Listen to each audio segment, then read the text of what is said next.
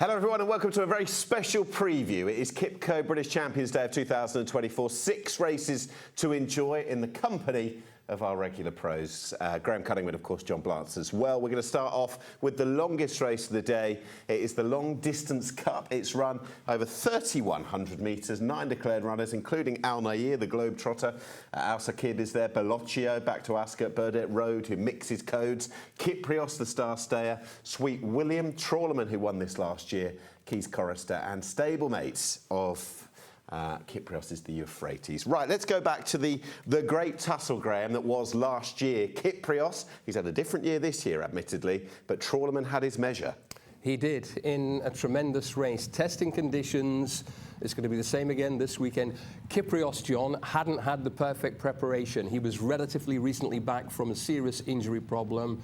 He looked the winner for all money, but Frankie Dettori and Trawlerman had other ideas. Yeah, it was a good performance from both horses, actually, because Trawlerman was drawn into an inefficient early speed battle. Kyprios made a move as they turned for home, which then probably had its effects later on. It was a really excellent effort from the pair of them. I think Trawlerman might be able to confirm placings, though. We'll come back to that a bit later. Interesting. OK, let's talk about the model that is Kyprios in 2024, John. I guess Trawlerman's kind of the only horse that's frightened him over the last 12 months or so because, barring Trawlerman, he's brushed aside everything else. Yes, he has. This was a Goodwood, where, again, he was entitled to win this quite easily, which he did. He then went on, of course, to France to win the Prix du Cadran, where he's been able to boss things as well.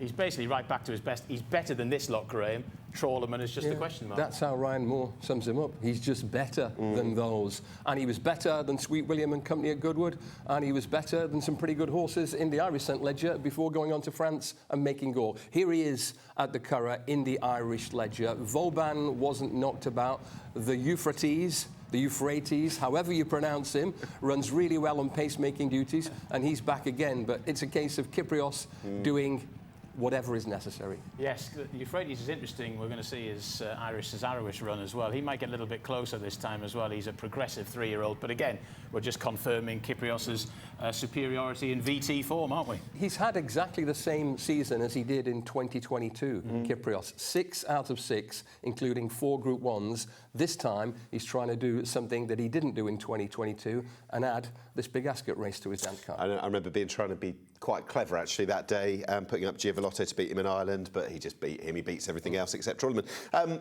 Graham, let's talk about Al Nair, who's an unconventional horse in the sense of the route into this race, really, isn't he? Yeah, salute to Tom Clover. This fella is now on his 7th trainer of his career, so he's had more trainers than Michael Jordan, as one wag once said.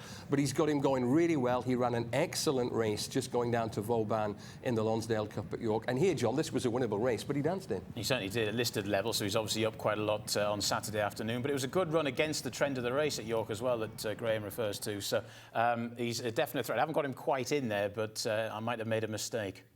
That was the same race that Trawlerman won en route to winning this last year.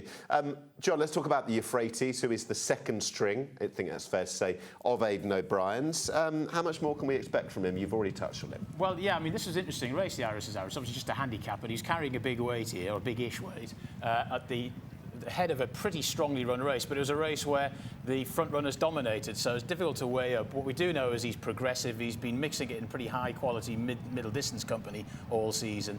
I think this might be his thing. He might be allowed to run on his own merits here too. I think he might sneak a place, Graham. Yeah, he had blinkers for the first time in a very valuable handicap at the Curragh. He was 3 3/4 lengths behind Kyprios in the Irish St. Leger.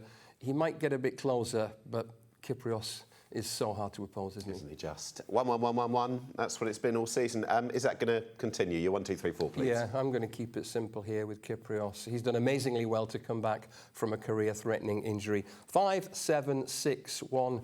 Kyprios and Trawlerman to fight out another battle royal here. Yeah, they've had 2 battles thus far. Of course, we didn't mention the Ascot Gold Cup when Trawlerman and Kyprios squared up to each other as well.